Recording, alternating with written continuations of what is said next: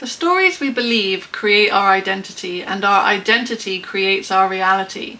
But what if the stories that the mind keeps telling you were never yours to begin with?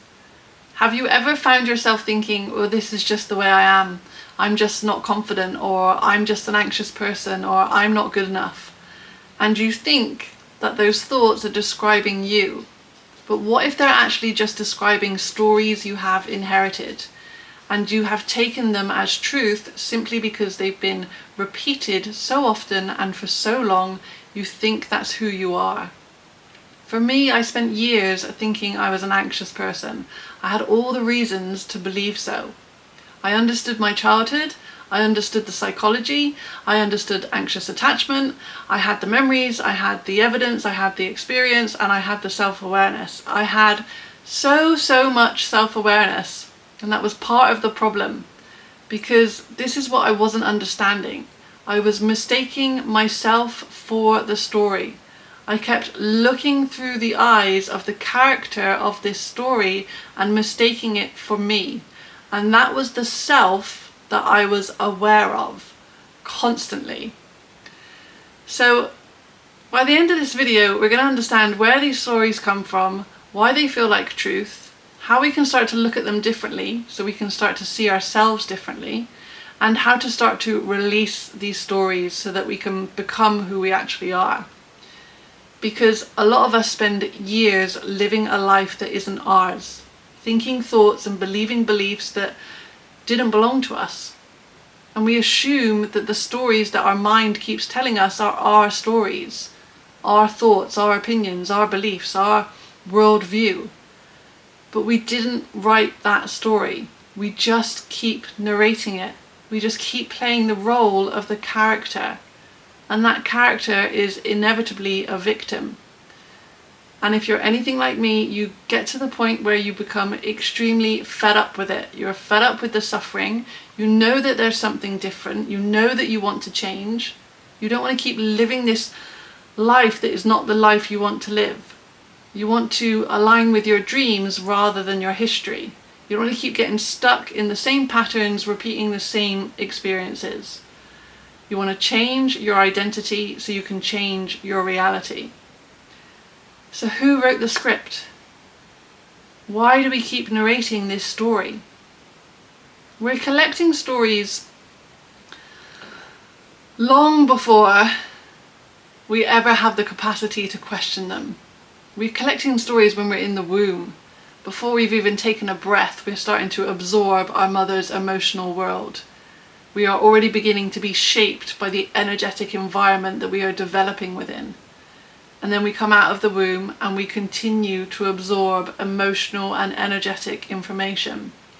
So if you think of a room of people who have just been laughing and a room of people who've just been fighting, you don't need anyone to tell you which room you're in. We feel it before another word is spoken. And so long before we understand words, we're learning about the world through tone, through expression, through emotion, through energy. And we are starting to relate to the world through this information. And then along come stories. And we're still absorbing energy and emotions, and now we're absorbing stories too. And we hear stories about everything. From love to life, to work, to money, to other people. People are constantly talking stories around us. And some of those stories hit us on a personal level. But some of those stories are so widespread that we just mistake them for facts. Because everybody seems to agree with them. Nobody seems to question them. Everyone just lives their life by them, and so we end up living our life by them too. And not all of these collective stories are even explicit. Some of them are just invisible or assumed. Like the idea that we're separate from everyone and everything else. Or the idea that we don't have any influence over the reality that we experience. And so we just absorb these silent assumptions and start living by them. And then we have the personal words. The stories that people we are close to speak to us. The stories, the words, the phrases that come with emotional intensity are the ones that emotionally impact us. And this is where we not only start adopting stories, but start adapting ourselves to stories as well. And I'll come back to this in a minute. But even words, phrases, and stories that are spoken to us without any emotional intensity, but they're just repeated often enough, we become convinced by them. We think they are true simply through their mere repetition. And so we start to live a life through the experiences and the explanations of life that we have absorbed from other people. Now, these stories in and of themselves aren't the problem. The problem is that we take these stories as truth and we think these stories are who we are. Because the stories start to shape the identity. The identity forms our perception. Our perception creates our experience, and our experience reinforces our perception. And around we go, repeat, repeat, repeat, and we collect more and more and more stories that confirm the origin stories. Because reality can only ever show us who we are, because reality is a mirror. And so, how do we start adapting ourselves to these stories?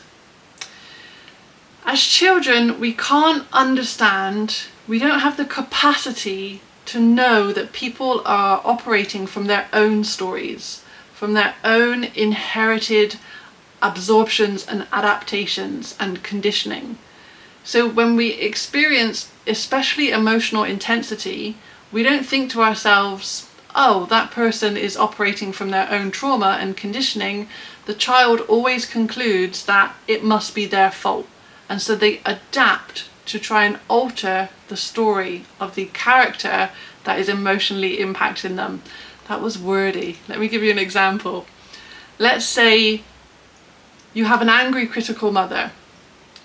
And the child doesn't think, oh, this is her own unresolved pain. The child thinks, this must be my fault.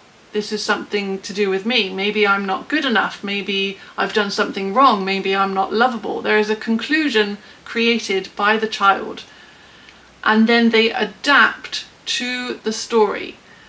So let's say I must have done something wrong, and that's why she's angry and that's why she's critical.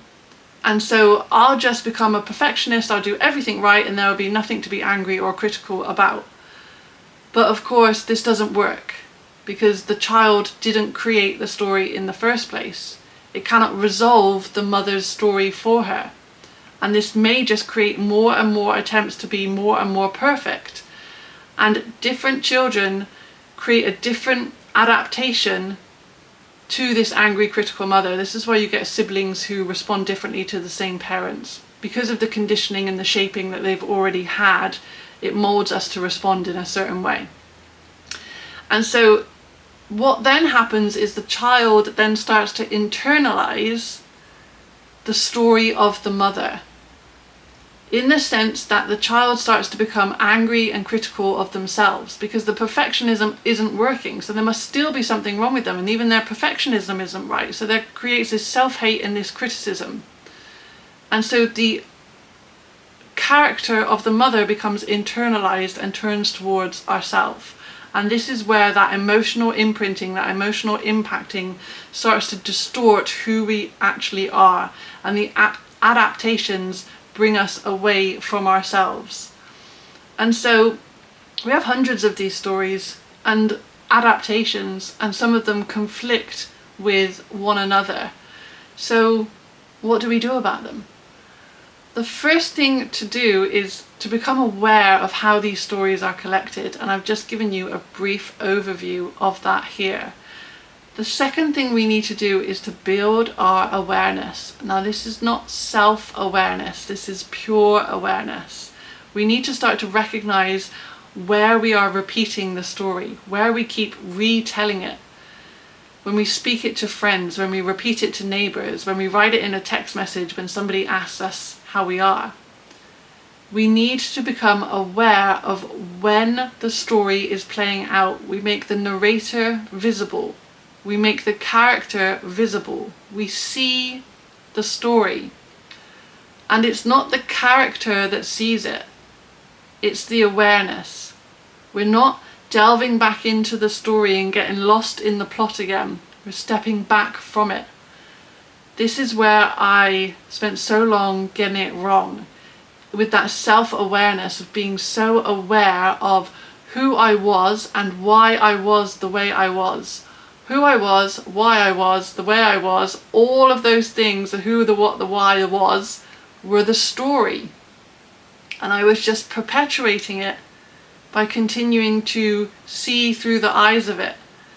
So when we step back and we can recognize when the story is popping up, we see the thought or the words or the action or the behavior that we want to take or not take, sometimes as the case may be, and we can recognize that this is just the story starts to loosen its grip on us. The words start to lose their sorcery. Because stories only have power when we are believing in them. And we don't have to fight the story. We don't have to fix the story, like I kept trying to do. We don't even have to condemn the people that pass the story on to us. We simply need to stop narrating the story as if it's our story. That awareness creates a distance, a space. And within that space, we start to get more and more choice. And we can start to ask ourselves, who am I without this story?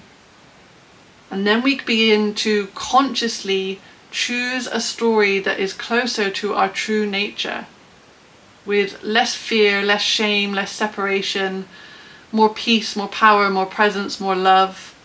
We start to consciously choose. Because children inherit stories, but adults can consciously choose them. And the more we start to choose them, the more we start to reclaim those parts of ourselves that were lost through the adaptation and the adoption of everybody else's stories. It is the awareness that creates this space. And then we start to recognize that we're not actually becoming somebody else. We're just letting go of all the stories that were never us to begin with. And then the more and more we do this, the deeper and deeper we recognize that we're not the story, we're not even the storyteller. We're the awareness that all of those things arise within. So then it becomes less of a question of how do I change or how do I become somebody else, and more a question of who am I already?